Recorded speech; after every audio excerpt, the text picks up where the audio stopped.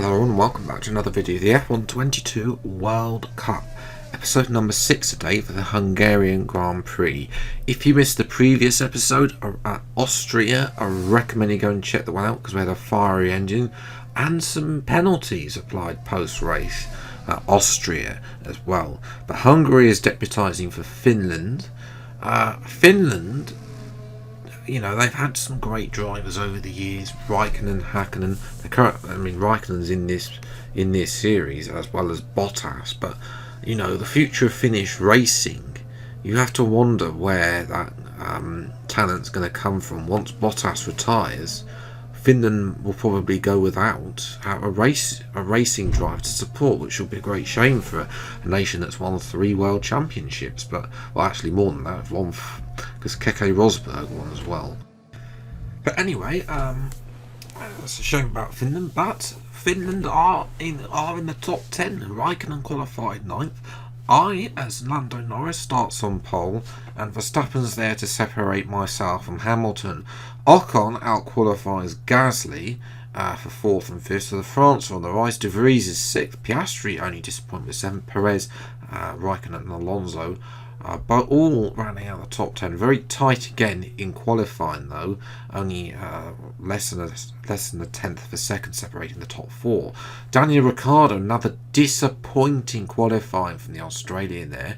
Schumacher out-qualifies Vettel for the first time in this series. They sandwich a very disappointed Carlos Sainz in such a struggling season there. Award, not living it to the heights of his P4 previous race. He starts P15 ahead of Giovinazzi in 16th.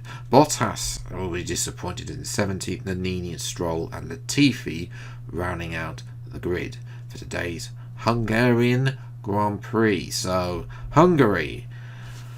I'm not going to lie, I'm not a fan of this track anymore. They ruined it. Codemasters a few years ago, I think it was F1 2020 or F1 2021, they ruined it because it used to be a good track for me. It used to come here and win. Race strategy, we're going to do the Dutch strategy of starting on hard and moving to mediums. I think we can make it work. It will make us faster in the second phase of the race. Let's see what happens though. So 5 minute lights then to the Hungarian Grand Prix then.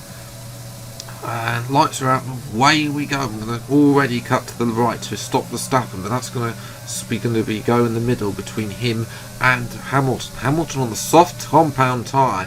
Is Lewis too stopping? We'll have to wait and see. Verstappen on the mediums, as is most of the grid.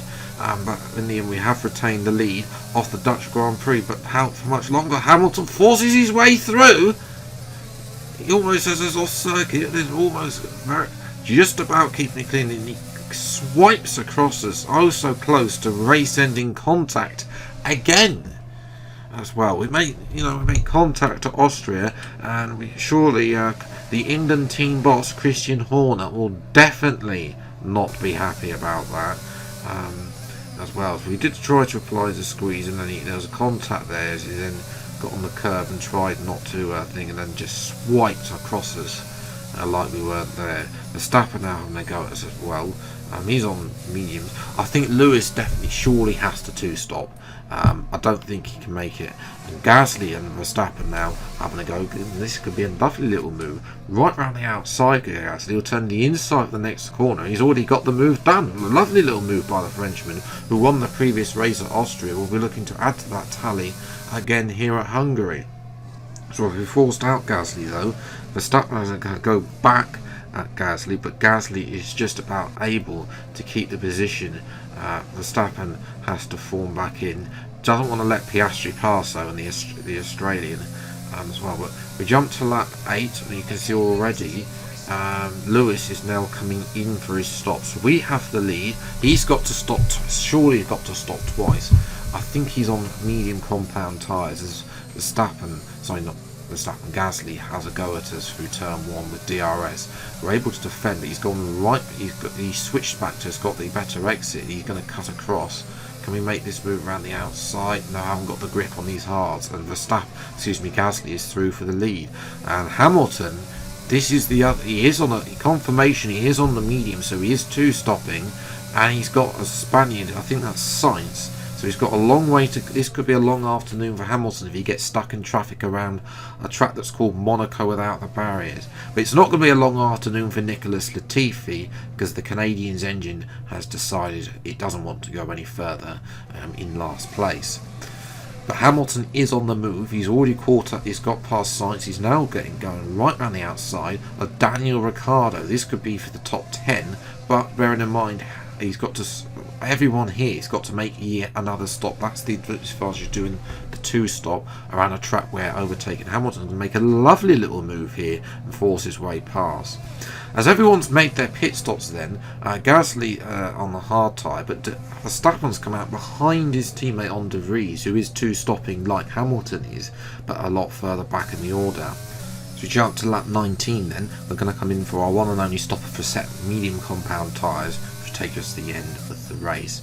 There's Hamilton. He will take the lead back, but he's got to make his final stop yet onto another. I'm presuming another set of mediums. He could go soft though.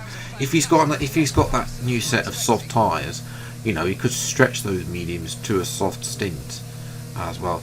There is Gasly, and there is the two Dutch cars, and there is Piastri. So, as I said, this overcut strategy, again, not quite working. We are going to get in front of Piastri though at turn 1 with the better grip.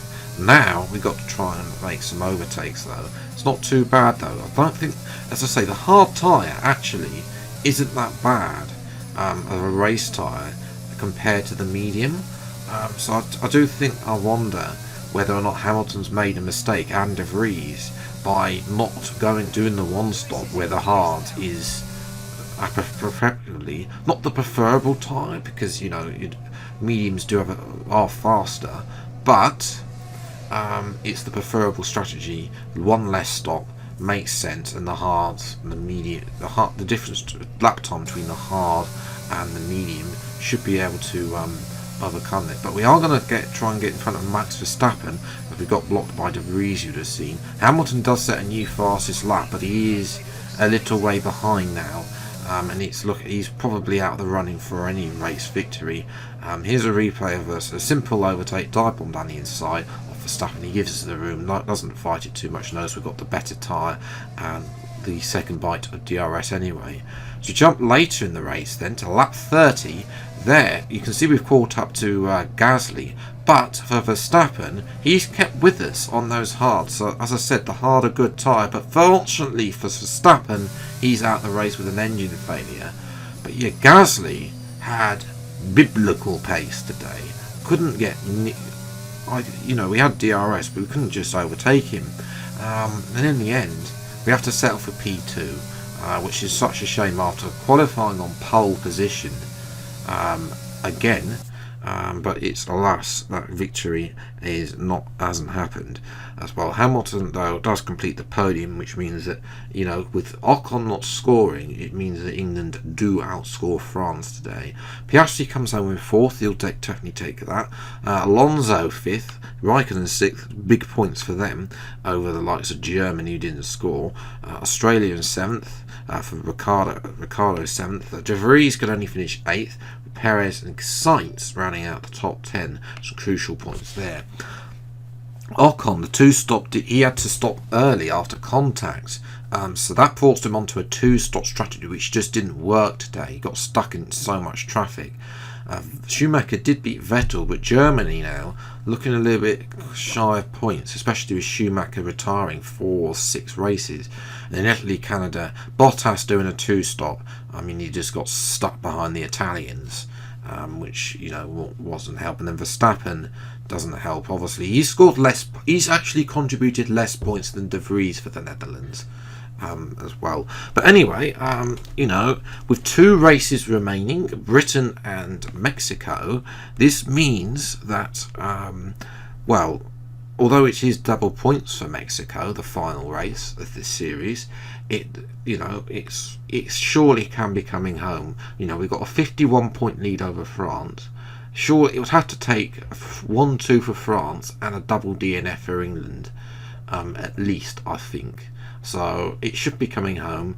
Then Australia can still get the Netherlands for third place. Spain can be there as well, but they need both cars to be scoring points. Science isn't doing that. Mexico, Germany and Italy, Finland just solid, pretty much too far back for that fourth place spot. So yes, that's where I'm going to leave it today's episode. If you have enjoyed, leave a like, subscribe if you're new to the channel to see those remaining F122 World Cup episodes and other F122 gameplay that are released on a weekly basis. Until the next video then, I'll see you next time. Take care. Thanks so much for watching. Enjoy your day and goodbye.